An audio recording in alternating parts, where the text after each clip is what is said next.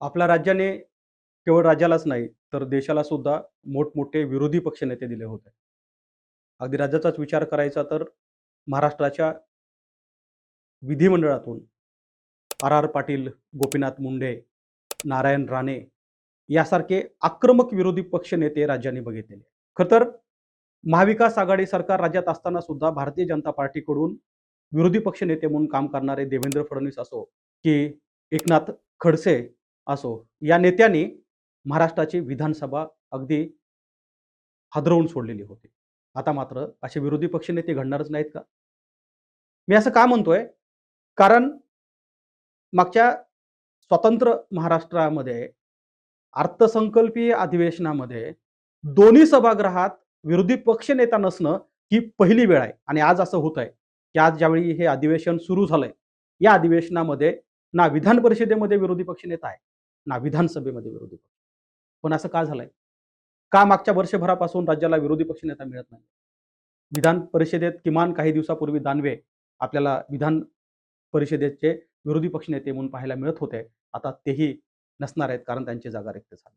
काय सांगताय विरोधी पक्षनेत्याचं राजकारण? या संदर्भात बोलण्यासाठी मी तुमच्या समोर आहे. नमस्कार, मी गोविंद शेळके आणि तुम्ही बघताय कर्तृ. खरं तर महाराष्ट्राच्या राजकीय इतिहासामध्ये विरोधी पक्षांची फार मोठी यादी आपल्याला करता येईल.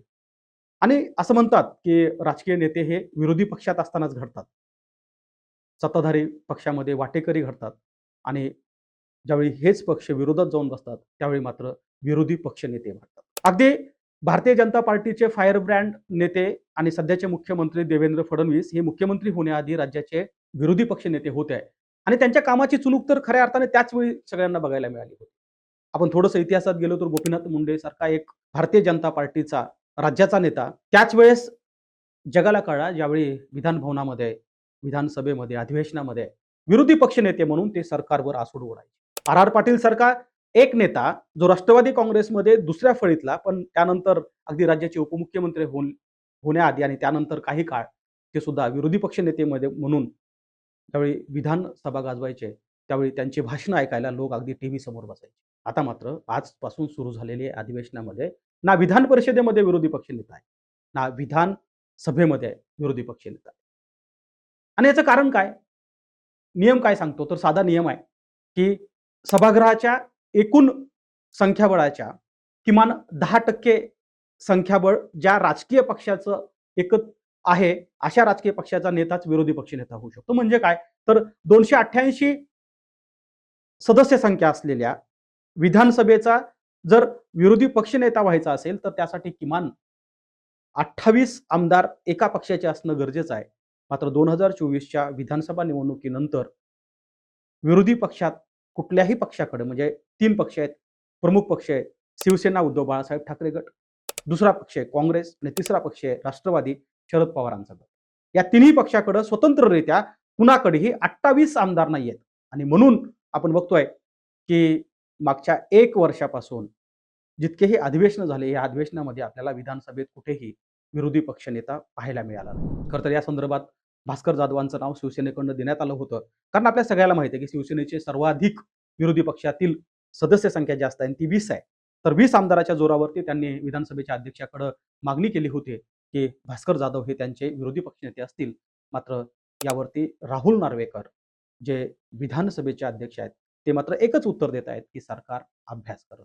आता नेमकं विधानसभेचे अध्यक्ष कोणता अभ्यास करतायत हे माहीत नाही. मात्र 1 वर्षामध्ये विधानसभेला विरोधी पक्षनेतेपद मिळू शकत नाही. नेमकी हीच परिस्थिती झाली आहे विधान परिषदेची. कारण मागच्या काही दिवसापूर्वी अंबादास दानवे जे विधान परिषदेचे विरोधी पक्षनेते होते, ते निवृत्त झाले आणि त्यांचा कार्यकाळ संपल्यानंतर सुद्धा जो पेच निर्माण झालाय, तो पेच काय निर्माण झालाय? तर आपल्याला तिकडेही माहिती आहे, की तिथे जी संख्या पाहिजे ती किमान 67 सदस्य संख्या असलेल्या विधानसभेमध्ये आपल्याला किमान 8 सदस्य असणं विधान परिषदेचे विरोधी नेत्यासाठी आवश्यक आहे. आणि तिथली परिस्थिती काय सांगते तर सुरुवातीला काँग्रेस आणि शिवसेना यांच्या आमदारांची संख्या ही बरोबरीत आली होती. त्यानंतर अगदी मागच्या काही दिवसामध्ये आपण बघितलं की 8 सदस्य संख्या ही काँग्रेसकडे होती. मात्र 1 महिन्यापूर्वी काँग्रेसच्या राजीव सातव या दिवंगत नेत्याच्या पत्नी प्रज्ञा सातव यांनी राजीनामा दिला आणि भारतीय जनता पार्टीमध्ये प्रवेश केला. त्यामुळे परत तो आकडा 7 वरती आलाय.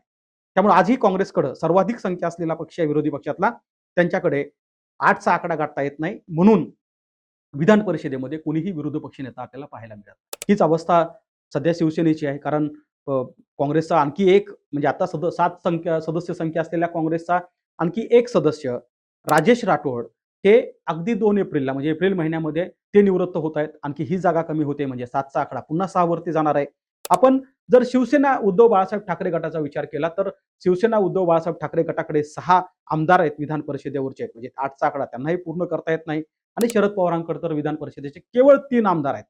त्यामुळे स्वतंत्ररित्या या पक्षांना जोपर्यंत 10% कोटा पूर्ण करता येणार नाही तोपर्यंत आपल्याला विधान परिषदेत अथवा विधानसभेमध्ये विरोधी पक्षनेता मिळणार नाहीये. आणि म्हणून खरं तर विरोधी पक्षनेता का असला पाहिजे?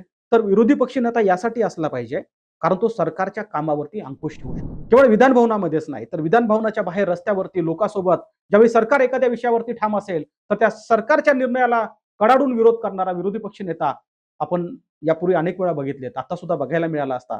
मात्र राजकीय परिस्थिती अशी निर्माण झाली आहे, की काही पहिले 4 वर्ष म्हणजे 2014 नंतर केंद्रामध्ये आपण बघितलं, की मोदी सरकारमध्ये सुद्धा विरोधी पक्षनेता आपल्याला पाहायला मिळाला नाही कारण तेवढी सदस्य संख्या त्या विरोधी पक्षाची नव्हती. तशीच परिस्थिती महाराष्ट्रामध्ये आता निर्माण झाली आहे. आता सुद्धा जर विरोधी पक्षनेताच विरोधी बाकावर बसलेला नसेल, तर मग सरकारच्या कामावर अंकुश कुणी ठेवायचा? सरकारने घेतलेल्या निर्णयाला लोकांच्या साठी विरोध कुणी करायचा? उद्या नाही म्हणायला त्या पक्षाचे नेते, गटनेते की आपली म्हणणं मांडतील खरी, पण विरोधी पक्षनेता नसल्यामुळे महाराष्ट्राच्या या एकूण राजकीय इतिहासामध्ये मागच्या वर्षभराचा जी काही स्पेस निर्माण झाली आहे, ती कोण भरून काढणार हा मोठा प्रश्न आहे. आणि अगदी आपण पुढच्या 2 महिन्याचा जर विचार केला, तर मे महिन्यामध्ये विधान परिषदेच्या 9 जागा रिक्त होणार आहेत. परत प्रश्न तोच आहे, की या 9 जागा रिक्त झाल्यानंतर महायुतीचं संख्याबळ 2024च्या निवडून आलेल्या एकूण संख्या बळानुसार आपण जर जोडलं, तर 288 आमदारातून पुन्हा 9 लोक निवडून द्यायचे आहेत. म्हणजे पुन्हा एकदा केवळ 1 आमदार विधान परिषदेचा, मग तो काँग्रेसचा असेल, शिवसेनेचा असेल अथवा शरद पवारांच्या राष्ट्रवादीचा असेल, केवळ एकच आमदार पुढे निवडून जाणार आहे. 8 आमदार हे परत युतीकडे असतील आणि त्यामुळं पुढचे 3.5 वर्ष विधान परिषदेला विरोधी पक्षनेता मिळणार का? हा मोठा प्रश्न आहे. विधानसभेचा सुद्धा हाच प्रश्न आहे कारण 2024च्या या निवडणुकीनंतर थेट 2029 मध्ये निवडणूक होणार आहे. तोपर्यंत ती सदस्य संख्या वाढणार नाही आहे.